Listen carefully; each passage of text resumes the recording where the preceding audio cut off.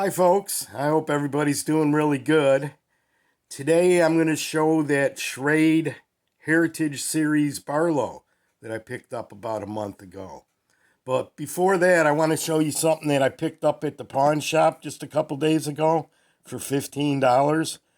And as soon as I seen it, I had to get it because our good friend Stuart Harvey told me that this is the model that he EDC'd in his younger days, probably about the same time I was EDCing a Buck 110. And these were like kind of competitor knives. They were fighting for the same large hunter lockback category, I guess you could say. And I never did carry one of these. I seen them around back then, but it's actually a pretty good knife. However, this one, because I got it so cheap, is I had to break one of my cardinal rules of never buying a used knife with the metal all sharpened off. As you can see, whoever owned this previously enjoyed it quite a bit. However, it looks like they sharpened it with like a mechanical sharpener, like a kitchen top electric sharpener, because it's got this rounded loop here. And that's a suggestion that I would like to give. Try not to sharpen them with them blade grinders, is what I call them, because you could sharpen. He might only sharpen this 3 or 4 times, but I mean, they take off a lot of steel. But anyway, it's a placeholder till I find one. I would like to get one in a good, really good condition with the belt sheath. But it's a piece of history, so I figured I'd pick it up. And if I ever do find a good one, then I'll give this away to anybody who might want it. I mean, like I said, it's a great piece of history. It's a quality knife. But anyway, we'll put that off to the side and do a quick spin around the block, my patented spin. But I'm going to promise I'm not going to gab. I'll just keep it nice and quiet, and we'll do a visual. It'll be so quiet you'll hear my clock ticking in the background. Here we go.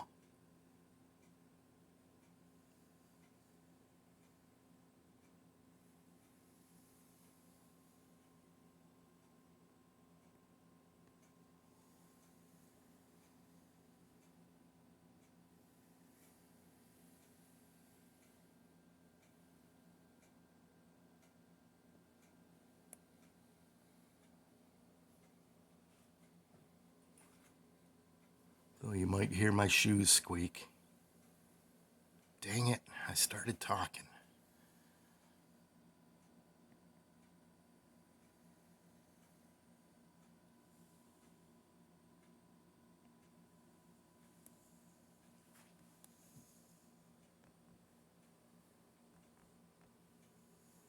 Oh, I gotta talk for this part here. Here's my little tiny toothpick row. I don't know if I should do a series on the 3 tiny toothpicks or do them all independently. But there you go. Let's take a look at this Heritage Barlow, because I want to give you a little history on the whole Heritage series. Slide her right out. You're going to like this one. I promise. I might have to get this stuff out of the way, because this one's good enough to put on the pedestal of fame. Oops, almost lost her. Look at that. Look at that. We'll leave it right there. Got some notes here. First, I'll do a quick little rundown on Schrade's history. And once again, I'm going to leave a couple links in the description box. One of the links will just be to Wikipedia for the Schrade company history. And the other link will be a little information on this Heritage series. Some Schrade background really quick. George Schrade, who was an immigrant from Sheffield, actually was an inventor, immigrated to New York in the late 1800s. I think it was like 1892. And he was actually the first person to invent a switchblade at what they called the Press Button Knife Company in New York. And then he left there in 1904 and started his own company, the Schrade Knife Company. And let's see, then you go up to 1946 when Mr. Schrade sold the company to the Baer family, Baer. And the Baer family at that point had already started the Imperial Knife Association, where they had Imperial Knife and Ulster Knife together in the association. So they added Schrade in 1946.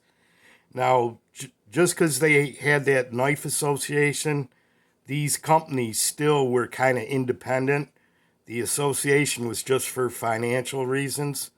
Schrade still had their knife company in Walden, New York. Still the same employees, and they were just doing their thing, as was Imperial.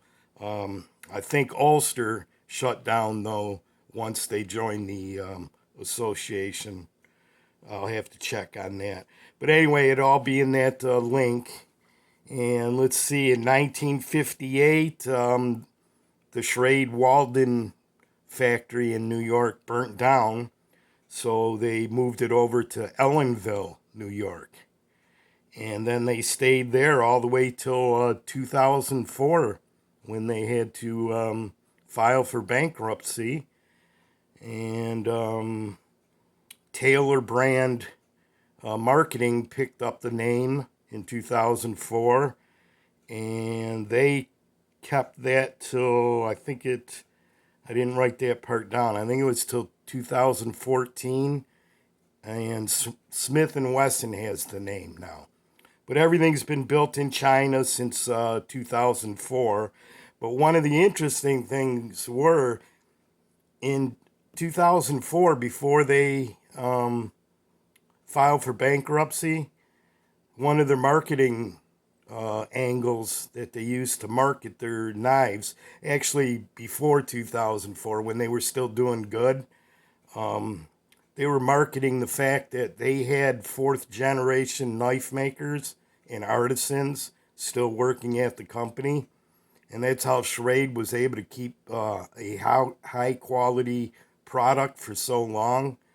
And fourth generation, that would be like what, your great grandfather or great grandmother that would have been working in 1904 when the company first started.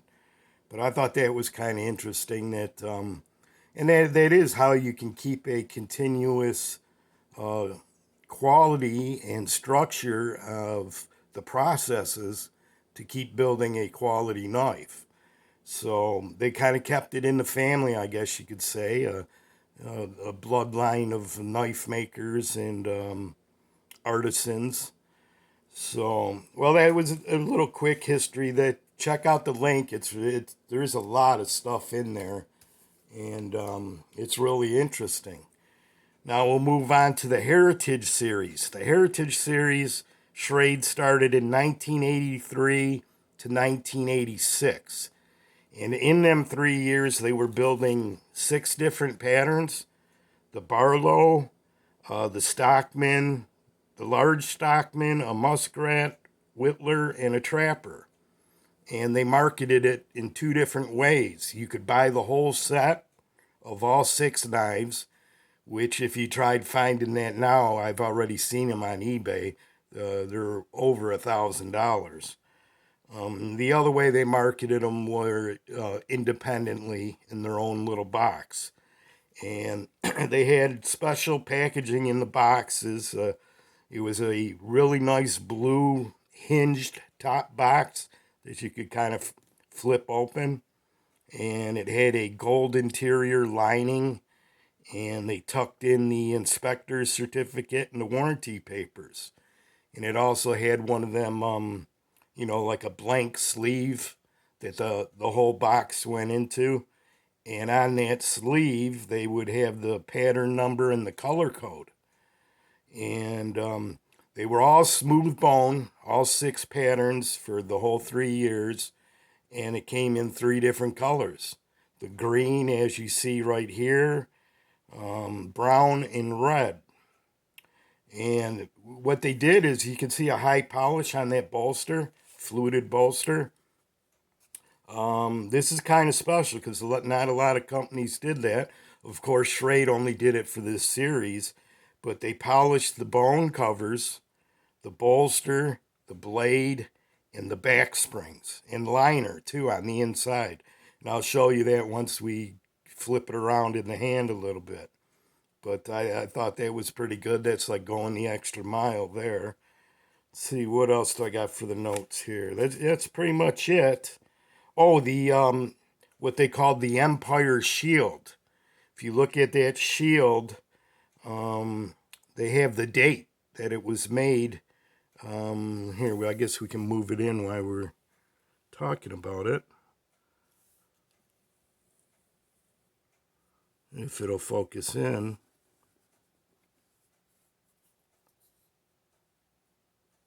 We'll do it this way.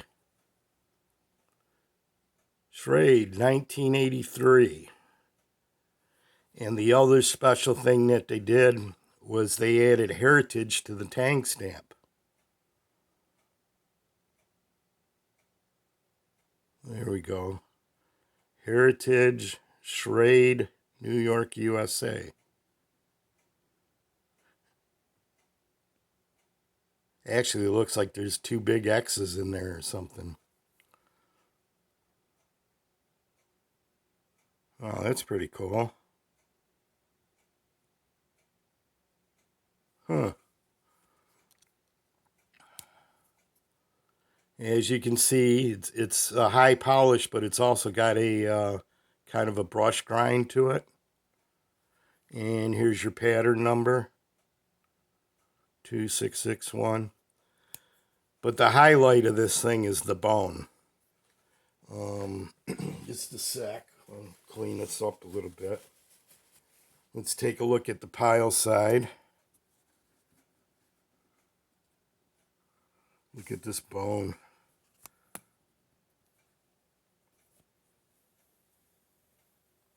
A beautiful clip point. That's why I grew up a clip point fan. Just some high quality pin work. You can see there's a little bit of a crack here, but I don't think that was done at the manufacturing. Probably. That's why they might have put X's in it. They might have put this one off to the side or something. Still trying to figure out. I didn't notice that there were 2 X's on that tang stamp.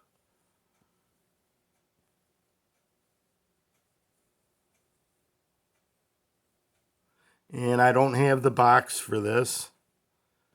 If you do intend to buy one of these, if you buy it without the box on like eBay or something, you can find them for, I paid $46 for this. So you can find them right around $40 to $50 if it's in an auction and you can win the auction. I've also seen them in the boxes for over $100. So depending on how you want to do it, which kind of collector you are. I know most collectors want the box and the paperwork.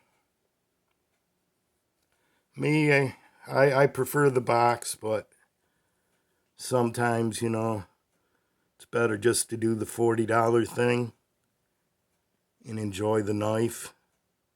I mean, I end up just storing the boxes away anyway. I wrap them up really nice so they don't deteriorate. Look at that bone. Is this a beautiful knife, you guys, or what? I'm telling you. Let's take a look at the back springs, how they're polished and everything. You don't see this often on many knives. They usually just come right out of the, I don't know if you'll be able to tell. Still, there's a little bit of patina on the brass. And let's see if we can see the inside a little bit. Check out the centering. I didn't have to use the Johnny Juke hammer method. This one came like this. And you got your pen blade. No, nothing on the tang. Factory edge on both blades.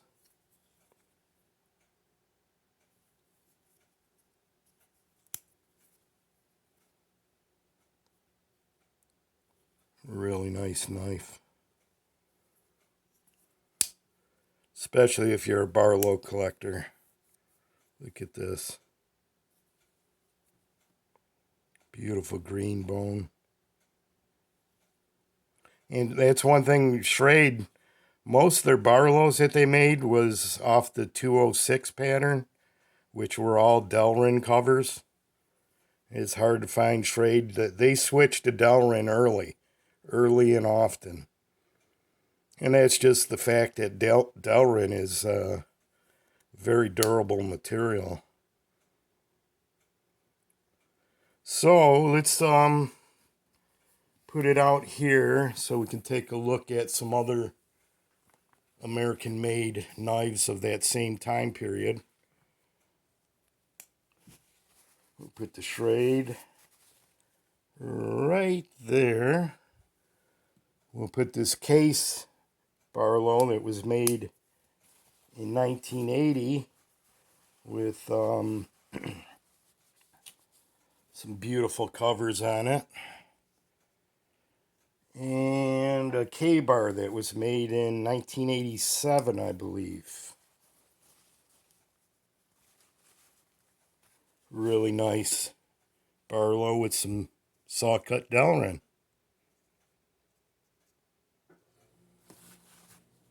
Take a quick look at it, and we'll be on our way.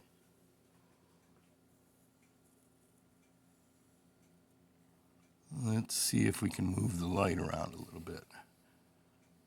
There, that's better.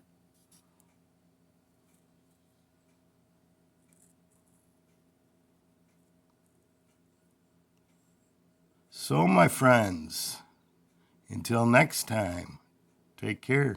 Peace. Bye-bye.